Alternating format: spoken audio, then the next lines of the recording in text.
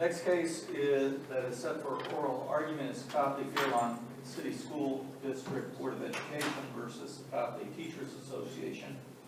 It is case number 29404. Both parties are present in court, so each of you will have 15 minutes to present your oral arguments to the court. The appellant may reserve up to 5 minutes for rebuttal. If you're going to reserve time, let me know, and I'll warn you as you get close. We also keep the time on the television screen there as well. I like to tell people that once the clock starts running, the top 15 minutes will start counting down. If you reserve 5 minutes, when that says 5 minutes, you're at your rebuttal time, as opposed to looking at all three. I'd like to reserve if I could. 5 minutes, making sure we note that. And we've read the briefs and are prepared to proceed if you are. So, counsel. May it please the court, I'm John Britton. I represent the Copley-Fairlawn City School District Board of Education. The errors in the trial court in this case are fundamental and go to the very heart of the Ohio teacher evaluation system, which we call OTES. That system was mandated by the General Assembly, and the framework that was adopted under that mandate by the Ohio Department of Education, and then the Ohio State Board of Education approved it. That framework, although it is mentioned in the briefs, is worthy of repeating just momentarily, that arose out of the Ohio Standards for the Teaching Profession through the creation of the Educator Standards Board in 2004, and then through House Bill 1 in 2009. They were tasked to recommend model evaluation systems for teachers and principals for state board review and adoption. So the OTES was then collaboratively developed by Ohio teachers, administrators, higher education faculty, and representatives from Ohio's professional associations, including the Ohio Education Association, in collaboration with national experts in the area of teacher evaluation. Under the final legislation that we're talking about here, each and every school district in Ohio that is required to adopt a policy conforming to the framework after consultation, and that word is key, not negotiation, but consultation with local recognized teacher associations, and that such policy then was required to be included in the collective bargaining agreement and any extension or renewal thereof. It was, in fact, an extraordinary change in the way that we evaluate teachers in Ohio. You might ask the question why. I think it's fairly straightforward that there was a strong belief that we needed to do a better job at evaluating teachers, and that there needed to be some standards and some rigor in that process. Like it or not, that's what the General Assembly provided. And so it was with the Copley-Fairlawn City Schools that, and all other school boards in Ohio. In doing so, this district and the appellee union were full-throated in their embrace of the entire system and recognized their obligation to be fully compliant and aligned with the OTES framework. The policy included in the relevant collective bargaining agreement, which is Appendix P, at page 104 of 187 of the transcript, states that the Board of Education is responsible for a standards-based teacher evaluation policy, which conforms to the framework for the evaluation of teachers approved by the State Board of Education and aligns with the standards for teaching profession as set forth in law.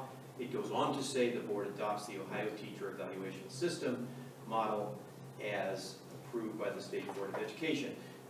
Further, this policy shall be implemented as set forth herein and included in the bargaining agreement with the Copley Teachers Association, CTA, and in all extensions and renewals thereof. At page 46 in the body of the contract, it says, in standards-based teacher evaluation system under Article 9, for OTES teachers, the district will utilize the board's standards-based evaluation system set forth in Appendix P, as I mentioned. A teacher evaluation system under OTES then is comprised of two parts: a teacher performance and a teacher and a student growth measure. Each of them are worth 50% of the evaluation, the scores of which are combined to determine the final summative evaluation. Under law, a teacher may receive one of the 4 ratings that are in the briefs. The state board, in doing OTES, and integrated the Ohio Standards for the Teaching Profession into the framework, which includes 7 factors that serve as the assessment measure for a teacher's performance. The 7 factors which are included in the policy are listed in the briefs. I will only refer to 6 and 7, which are kind of relevant to the case, and that is 6, teachers collaborate and communicate with students, parents, other educators, administrators, and the community to support learning. And number 7, teachers assume responsibility for professional growth, performance, and involvement as an individual and as a member of the learning community.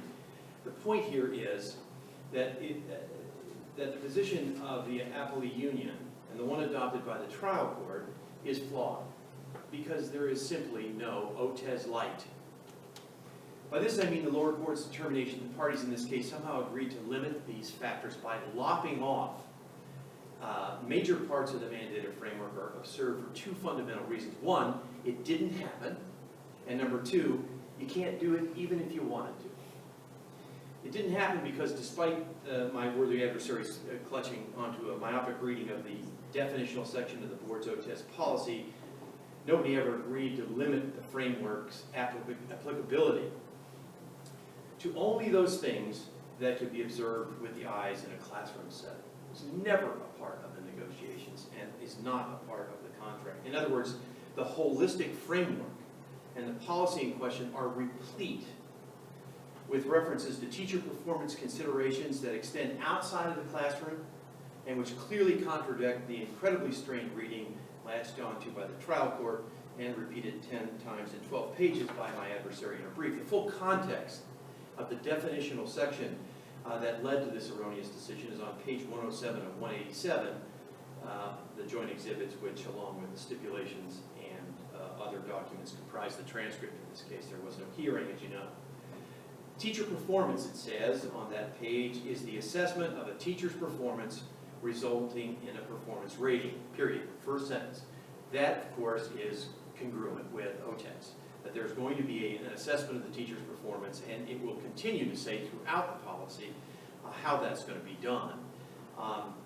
It goes on to say, as an evaluation factor, the teacher performance dimension is based upon direct observation of the teacher's practice, including materials and other instructional artifacts and walkthroughs that are performed by a credentialed evaluator. Teacher performance results are then reported in various ratings. It is from this broad definition that the appellee and the trial court have determined that the parties bargained in spite of the OTES mandate. That the only thing that can be referenced in a Copley teacher's performance half, if you will, their 50%, is that which an evaluator sees within the confines of 2 or 3 30-minute observations, prearranged, and perhaps a handful of walkthroughs. That's it. That's not what it says. It just doesn't say that. More importantly, on the very next page of this same policy that we are dealing with, the policy sets forth the 7 standards that I referenced earlier that would be assessed through a holistic process by trained and credentialed evaluators. This under the section, appropriately enough, assessment of teacher performance. Flip forward just 2 pages on that same policy. And under the title, Additional Criteria for Performance Assessment, which seems relevant to what we're talking about here, and you will find the following. A teacher's performance shall be assessed based on the Ohio Educator Standards and rubrics for teaching and the criteria set forth in the evaluation instrument. Standards 6 and 7, for the court's knowledge, are part of the forms that you will see in the transcript of the 2 teachers whose performance ratings are submitted as part of the stipulations. They, Article 6 and 7, Standards 6 and 7, right on the forms. Obviously, this makes sense. It goes on to say this, and let me read this section to you because I think it's critical. This is 3 pages after the opening definition. Teacher instructional performance assessments shall be based solely on the evidence provided by the teacher, on the formal observations of the teacher by the teacher's assigned evaluator, and the walkthroughs that are set forth in this agreement. Obviously, this makes sense. Instructional performance shall be based solely on formal observations of instructional performance. This is a far cry from the proposition that overall teacher performance under the OTES framework is limited to teacher instructional performance. There's so much more that makes up a teacher. OTES framework says so. Everybody who is involved in assessing teachers will say so, and requires schools to assess that which is not just instructional performance and not only that which is personally eyewitness. What is more, after a final summative rating is given to every teacher in Ohio, and you can't get out without one, every OTES teacher in Ohio, at the end of the formal summative rating, are assigned either a professional growth plan or a professional improvement plan, depending upon whatever your scores are. Now, there are no exceptions to this. Now, unless we are led to believe that these plans have absolutely zero meaning, then I think we can agree that they're to be used to facilitate teacher growth and improvement and inform subsequent evaluations, i.e., how did you do on your professional growth plan? I, as an evaluator, am not going to be able to observe how you did on your professional growth plan or improvement plan with my own eyes. I'm not going to be, it's physically impossible to do so. So the OTES framework that is still on the board, the Ohio Department of Education website, the model for which we all are beholden to, states this: teacher performance is determined by using a rating rubric. The teacher performance evaluation rubric also occurs in the forms that are in the appendix as part of the Copley contract, consisting of indicators based on the Ohio standards for the teaching profession. Again, reference to the 7 standards. The evaluation process requires the evaluator to use the evidence gathered in a variety of avenues. First one listed: professional growth or improvement plan. While you're taking a breath, you are at 5 minutes. Thank you. All right. So you're into your rebuttal time. You're free to continue. I'm going to do that briefly and save as much as I can. And I will start the clock. All right. So the point is that these growth and improvement plans basically say that professional growth or improvement plans, observations, walkthroughs, and conferences to determine a teacher performance rate. So it's in there. In the professional growth plan, you have identification of areas for professional growth, specific resources and opportunities the teacher then has to access, none of which can be eyeballed by a subsequent evaluator. The position of the appellee in this case is that despite the clarity and plethora of language in the policy and OTES addressing the holistic review of a teacher's practice, that the parties somehow nevertheless agreed to remove all but that which is seen in the classroom. To be sure, a clear reading of the context of the definitional section, given the subsequent specificity contained throughout the entire policy and the mandated framework upon which it is based, make that conclusion untenable. And as I said before, not only did the parties clearly not agree to change state law and regulation in the agreement, they can't.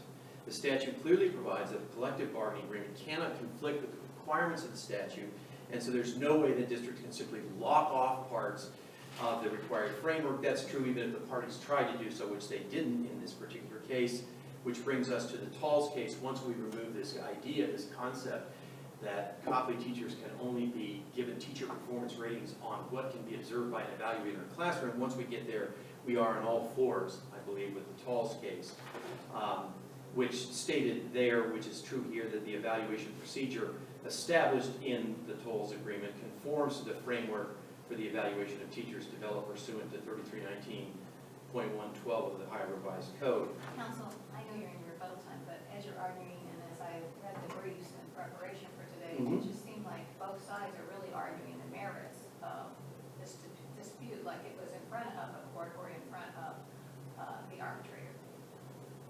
Well, the question becomes, if we go to the logical extension of the argument, is that if in fact the contract doesn't provide or doesn't change OTES, then we're back to a management rights piece on the evaluation. And as what the Talls case said, and that's really the distinguishing of the Talls case in the trial court, and I appreciate the question, the distinguishment of the Talls case is based upon the idea that somehow, in our case, in this particular case, that the parties consciously and deliberately bargained out parts of OTES. Once you get past that, then the Talls case, which is not binding precedent on this board, on this panel, of course, but we think it's persuasive, then applies, and then we're into management rights and whether or not the case is arbitrable, which is what you're getting at, and it wouldn't be arbitrable as it was found in the Talls case. I'll reserve the rest of my time. 1 minute, 58 seconds. Thanks.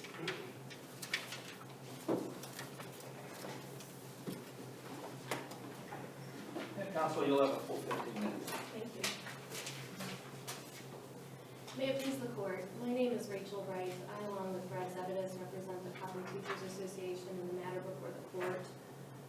While I will not rehash the Steelworkers Trilogy, I do want to emphasize one of the principles of the trilogy, which is where the contract contains an arbitration clause, there is a presumption of arbitrability in the sense that in order to arbitrate that particular grievance should not be denied unless it may be said with positive assurance that the arbitration clause is not susceptible to an interpretation that covers the asserted dispute. Doubt should be resolved in favor of coverage. Counsel, let me just get to the point that I was talking with the counsel on the other side. When you're going to arbitrability, it could be that there's an issue of arbitrability and obviously it's so loose and the arbitrator could say it's management rights. Yes, and that could have, and in my opinion, should have happened in this particular case, that the board should have, they agreed to arbitrate disputes through the grievance procedure and the collective bargaining agreement. They refused to provide dates to the arbitrator to arbitrate. They should have provided those dates, and if they had a concern about arbitrability, could have and should have made that argument to the arbitrator. This court in Newbrander also said that it is well recognized that a clause in a contract providing for a dispute resolution by arbitration should not be denied effect unless it may be said with positive assurance that the subject arbitration clause is not susceptible to an interpretation that covers the asserted dispute. So in this case, there's no dispute that there's a valid enforceable collective bargaining agreement. There's no dispute that the collective bargaining agreement contains a binding and final arbitration procedure for resolution of grievances. Both parties are signatories to this collective bargaining agreement, and while council spent a lot of time explaining the statutory framework for the Ohio Teacher Evaluation System, which we refer to as OTES, in my opinion, that's largely irrelevant to the facts in this case. The facts in this case are, we have Article 9, which covers evaluations. Appendix P speaks to the procedure as well. But if you look at the collective bargaining agreement and if you look at the evaluation procedure in Article 9, it states, for OTES teachers, the district will utilize the board's standards-based teaching evaluation system set forth in Appendix B, which has been mutually developed by the parties. All matters contained within the system shall be considered grievable under the grievance procedure contained in this contract. That is important and differentiates this case from the Tolles case that council is relying upon. In the Tolles case, they specifically had language in that situation that said that matters in the evaluation process limited to professional judgment cannot be taken to arbitration. So it differentiates this case, but it's also important because regardless of how the language got into the collective bargaining agreement, the language is in the collective bargaining agreement and the parties agreed to follow that language. It goes on to say any revisions to the board's standard-based teacher evaluation system must be bargained prior to implementation to the extent required by law. That's on page 36 of the collective bargaining agreement. The agreement then goes on to implement the statutory framework for OTES, indicating that 50% of each evaluation will be based upon teacher performance and 50% on multiple measures of student growth as set forth herein. The parties are arguing over teacher performance and what should or should not be included in teacher performance and whether attendance should be included. The parties specifically defined teacher performance in their contract as the assessment of a teacher's performance resulting in a performance rating.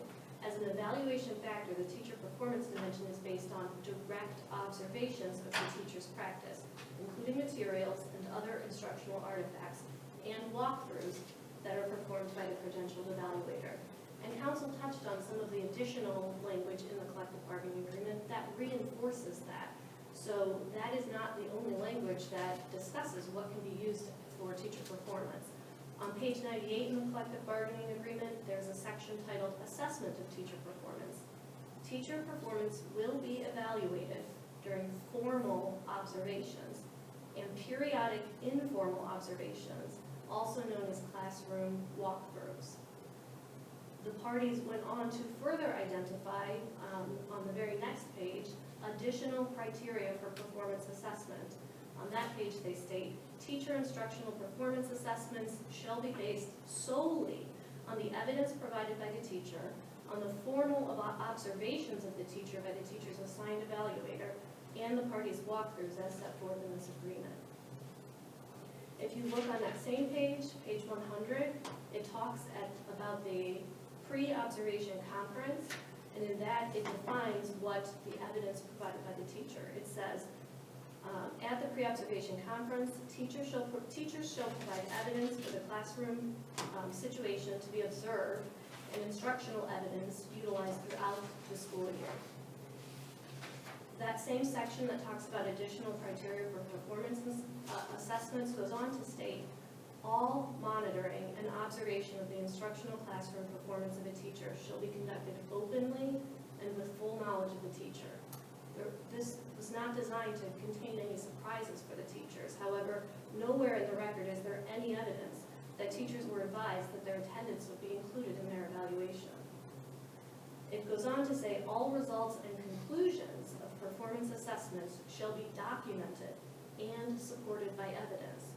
Again, there's nowhere in the record where these notations about attendance are supported by evidence. Council, explain to me again, what are the evaluations used for?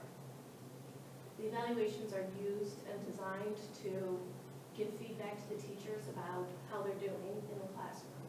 Okay, so they have nothing to do with their rate of pay or their tenure or anything else?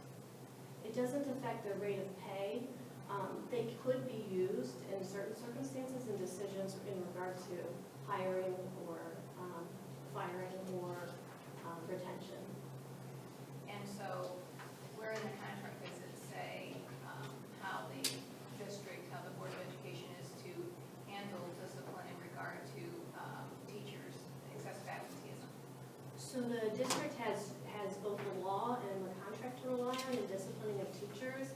There's never been an allegation that the notations on the evaluation documents are because a teacher has been abusing their sick leave. But to your point, there is a process for the district to go through to discipline teachers if they feel that the use of sick leave or personal leave is being abused. In fact, in the collective bargaining agreement, under the personal leave section, section 13.02, it specifically states that falsification of any personal leave form is grounds for appropriate disciplinary action. And there's also a statute in the state of Ohio that governs falsification of sick leave and tells the district what remedies they have for someone who's falsifying sick leave.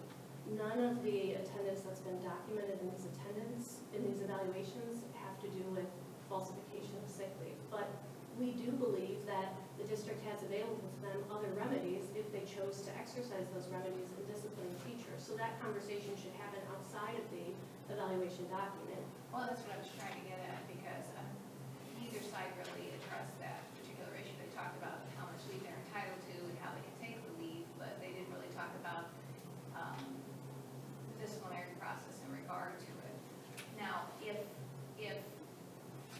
I guess I'm trying to understand, there are two grievances here, right? We included 2 evaluations as part of the record. The association itself was the grievance. I'm sorry, okay, well, there's two evaluations that were included. And like you said, both of those individuals that were evaluated, it didn't impact anything at all with them because they were evaluated very highly in regard to attendance. Correct. So the parties agree in the record that the notation of attendance in the evaluation document isn't affecting the scores. To me, that is internally inconsistent with the board's argument that this goes to professionalism. So if this really goes to professionalism, then why is it not affecting their score? It should be affecting their score if you believe you should be able to use it in the evaluation document and if you believe it goes to professionalism. So my position is the fact that this is not being used in the evaluation, it's only being notated, it's just further evidence that it doesn't belong in the evaluation document.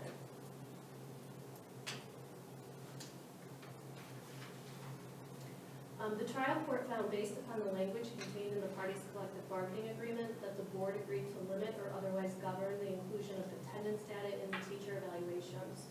The court noted that the parties defined teacher performance, and the parties' definition of performance did not include attendance data. Next, the trial court found that the parties contemplated the impact of authorized teacher absences, since the parties contemplated an evaluation review committee. In the evaluation review committee language under the collective bargaining agreement, you can find that on page 37. It states one of the tasks of the committee shall be to determine those conditions that would likely have an adverse impact on student growth measures, which is the other 50% that combine with teacher performance to give the score for the evaluation. And it specifically says, such as a threshold number of authorized teacher absences. The committee may make a recommendation which would have to be ratified by the parties. The trial court, in pointing this out, my belief is that the trial court was attempting to show that the district knew how to include language in the collective bargaining agreement that would have allowed authorized absences to have some kind of an impact on evaluation. They did it for the student growth measure, which is the other 50%. So they could have included the same language for the teacher performance, but they chose not to. The trial court relied on the parties' inclusion of the teacher performance definition to conclude that the board agreed to limit or otherwise govern the inclusion of attendance data.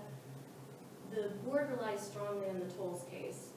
That case is not binding precedent on this court, but that case is also different from this case for a couple of reasons.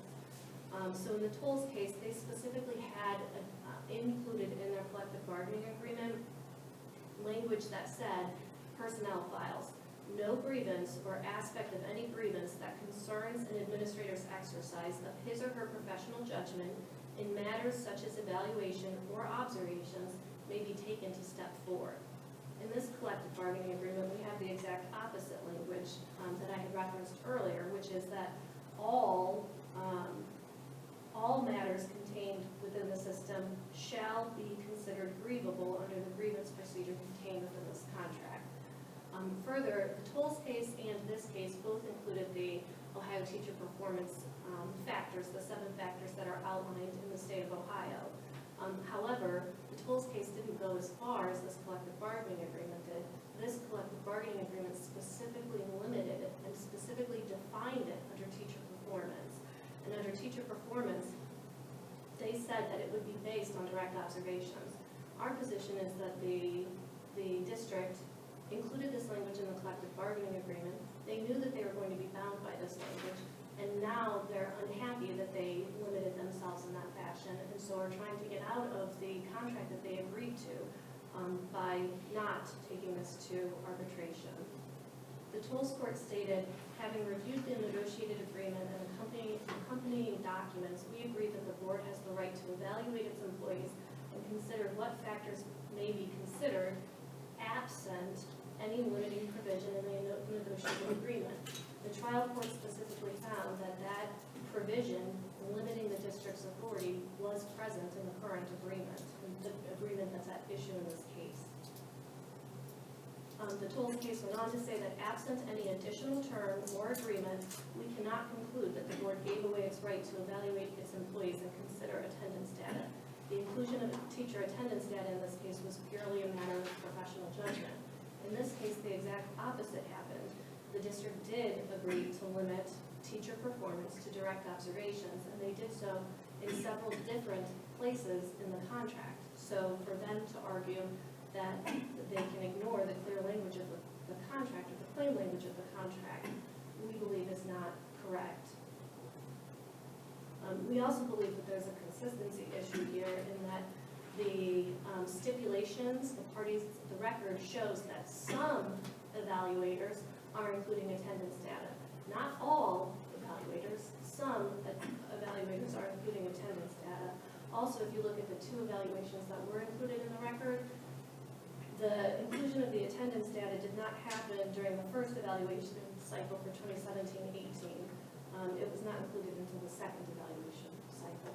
So for all of those reasons, and based on the briefs that we submitted, we believe that the appellate court should uphold the trial court's correct finding. Thank you.